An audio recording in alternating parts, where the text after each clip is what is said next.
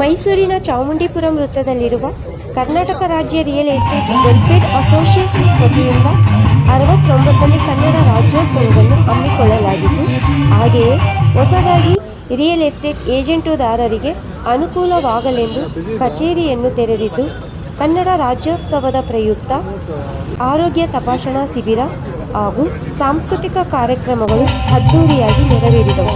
ಕಾರ್ಯಕ್ರಮಕ್ಕೆ ಗಣ್ಯ ವ್ಯಕ್ತಿಗಳು ಆಗಮಿಸಿದ್ದು ಶುಭವಾಗಲೆಂದು ಹಾರೈಸಿದರು.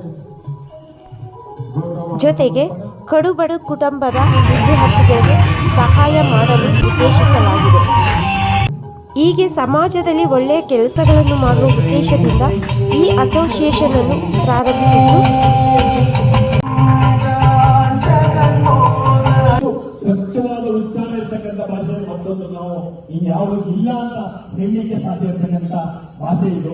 ಅಂತ ಭಾಷೆಯ ಅರಿವು ನಾವೇ ಅತ್ಯಂತ ಎಲ್ಲರಿಗಿಂತ ಹೆಮ್ಮೆ ಪಡುವಂತವರು ಅಂತ ಮಾತನ್ನ ಹೇಳ್ತಾ ಈ ವೇದಿಕೆ ಮುಖಾಂತರ ಕನ್ನಡ ಕಲಿಗಳು ಮುಂದಿನ ಪೀಳಿಗೆಗಳನ್ನ ಹಲವಾರು ಕಾರ್ಯಕ್ರಮಗಳನ್ನ ಆಯೋಜನೆ ಮಾಡೋದ್ ಮುಖಾಂತರ ಒಂದ್ ಕಡೆ ಮನೋರಂಜನೆ, ಒಂದ್ ಕಡೆ ಕನ್ನಡದ ಜೊತೆಗೆ ನಮ್ಮ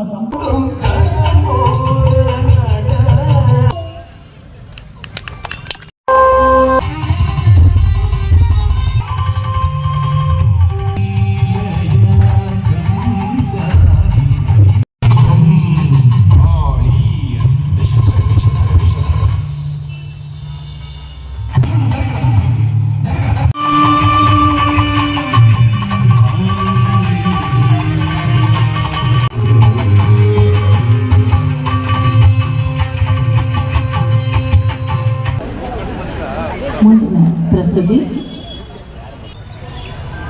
ಇದರಲ್ಲಿ ಸಂಚಾರಿ ರೂಪದಲ್ಲಿ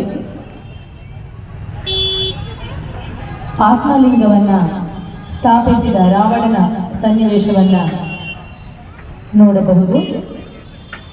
ಕರ್ನಾಟಕ ರಾಜ್ಯ ರಿಯಲ್ ಎಸ್ಟೇಟ್ ವೆಲ್ಫೇರ್ ಅಸೋಸಿಯೇಷನ್ ಮತ್ತು ನಮ್ಮ ಮಾವಿ ರಾಮಪ್ರಸಾದ್ ರವರ ಜನಮನ ವೇದಿಕೆ ಅಧ್ಯಕ್ಷರಾದ ಮಾವಿ ರಾಮಪ್ರಸಾದ್ ಅವರು ಇಬ್ಬರು ಬಳಗದಿಂದ ನಮ್ಮ ಚಾಮುಂಡಿಪುರಂ ವೃತ್ತದಲ್ಲಿ ಒಂದು ಕನ್ನಡ ರಾಜ್ಯೋತ್ಸವ ಆಚರಣೆ ಮಾಡಬೇಕು ಅಂತ ಒಂದು ಯೋಚನೆಯನ್ನು ಮಾಡಿಕೊಂಡು ಬೆಳಗ್ಗೆ ಒಂದು ಆರೋಗ್ಯ ತಪಾಸಣೆ, ಒಂದು ನಾರಾಯಣ ಹೃದಯಾಲಯ ಮತ್ತು ಲೋಟಸ್ ಡಯಾಗ್ನೋಸ್ಟಿಕ್ನಿಂದ ಒಂದು ಸುಮಾರು 300 ಜನಕ್ಕೆ ಆರೋಗ್ಯ ತಪಾಸಣೆಯನ್ನು ಮಾಡಿಕೊಟ್ಟಿದ್ದಾರೆ. ಅದರಿಂದ ಜನರು ತುಂಬ ಉಪಯೋಗ ಪಡ್ಕೊಂಡಿದ್ದಾರೆ. ಆನಂತರ ಈಗ ಸಂಜೆ ನೃತ್ಯ ಕಾರ್ಯಕ್ರಮ, ಜನರಿಗೆ ಮನೋರಂಜನಾ ಕಾರ್ಯಕ್ರಮ ಆರ್ಕೆಸ್ಟ್ರಾ ಎಲ್ಲ ಕಡೆ ಕೇಳ್ತಿದ್ದಾರೆ. ಆದರೆ ಮೈಸೂರಿನಲ್ಲಿ ಸಾಂಸ್ಕೃತಿಕ ನಗರಿಯಾಗಿರೋದ್ರಿಂದ ಇಲ್ಲಿ ಕೆಲವು ನೃತ್ಯಗಳನ್ನ ನಶಿಸಿ ಹೋಗ್ತಿರೋದ್ರಿಂದ ನಮ್ಮ ವೆಲ್ಫೇರ್ ಅಸೋಸಿಯೇಷನ್ ಮತ್ತು ಜನಮನ ವೇದಿಕೆಯಿಂದ ಒಂದು ಒಳ್ಳೆ ಕಾರ್ಯಕ್ರಮನ ಕೊಡಬೇಕು ಅಂತೇಳಿ ಇದನ್ನು ಆಯೋಜಿಸಿದ್ವಿ. ಇದಕ್ಕೆ ಜನರ ಸಹಕಾರ ಇತ್ತು. ತುಂಬ ಖುಷಿಯಿಂದ ಎಲ್ಲ ನೋಡ್ತಾ ಇದ್ದಾರೆ. ನಮಗೆ ತುಂಬ ಸಂತೋಷ ಆಯಿತು. ನಮ್ಮ ಕನ್ನಡ ರಾಜ್ಯೋತ್ಸವ ದಿನಾಚರಣೆ ಒಳ್ಳೆ ಅರ್ಥಪೂರ್ಣವಾಗಿ ಆಗಿದೆ ಅಂತ ನಾನು ಹೇಳೋದಕ್ಕೆ ಇಷ್ಟಪಡ್ತೇನೆ. ವೈದ್ಯಕೀಯ ತಪಾಸಣಾ ಶಿಬಿರವನ್ನು ಏರ್ಪಡಿಸಲಾಗಿತ್ತು. ಸುಮಾರು 300ಕ್ಕೂ ಹೆಚ್ಚು ಜನ ಇದರಲ್ಲಿ ಭಾಗವಹಿಸಿ ಫಲಾನುಭವಿಗಳು ಉಪಯೋಗವನ್ನು ಪಡ್ಕೊಂಡ್ರು.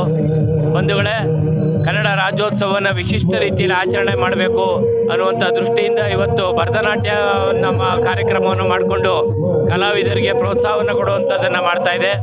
ಮತ್ತು ನಾವು ಇವತ್ತು ದಿನ ಕನ್ನಡಿಗರಲ್ಲಿ, ಕರ್ನಾಟಕದ ಜನತೆಯಲ್ಲಿ ನಾವು ಕೇಳ್ತಾ ಇದ್ದೀವಿ, ಬಂಧುಗಳೇ, ತಾವು ಏನು ತಮ್ಮ ಮಕ್ಕಳನ್ನ ಕನ್ನಡ ಭಾಷೆಯಲ್ಲಿ ಪರಿಣಿತರನ್ನಾಗಿ ಮಾಡಿ ಮತ್ತು ಆಂಗ್ಲ ಮಾಧ್ಯಮದಲ್ಲಿ ಓದ್ಬೋದು, ಆದರೆ ಕನ್ನಡ ಭಾಷೆಯಲ್ಲಿ ಅವರು ಹೆಚ್ಚಿನ ರೀತಿಯಲ್ಲಿ ವಿದ್ಯಾಭ್ಯಾಸವನ್ನು ಮಾಡಬೇಕು ಅನ್ನುವಂಥದ್ದು ನಮ್ಮೆಲ್ಲರ ದೃಷ್ಟಿಯಾಗಿದೆ. ಈ ನಿಟ್ಟಿನಲ್ಲಿ ಎಲ್ಲರೂ ಸಹ ಕನ್ನಡವನ್ನು ಬೆಳೆಸಬೇಕು, ಕನ್ನಡವನ್ನು ಉಳಿಸಬೇಕು ಅಂತ ಈ ನಮ್ಮ ಧ್ಯೇಯ ಕನ್ನಡ ಹೋರಾಟ. ಕನ್ನಡ ಉಳಿಸಿ, ಕನ್ನಡ ಬೆಳೆಸಿ, ನಮ್ಮ ಕನ್ನಡ ರಾಜ್ಯದಲ್ಲಿ ಕನ್ನಡವನ್ನೇ ಮಾತಾಡಿ ಎಲ್ಲ ಇಂಗ್ಲೀಷ್ ಮಾಧ್ಯಮನ ಬಿಟ್ಟು ಕನ್ನಡವೇ ನಮ್ಮ ಉಸಿರಾಗಬೇಕು.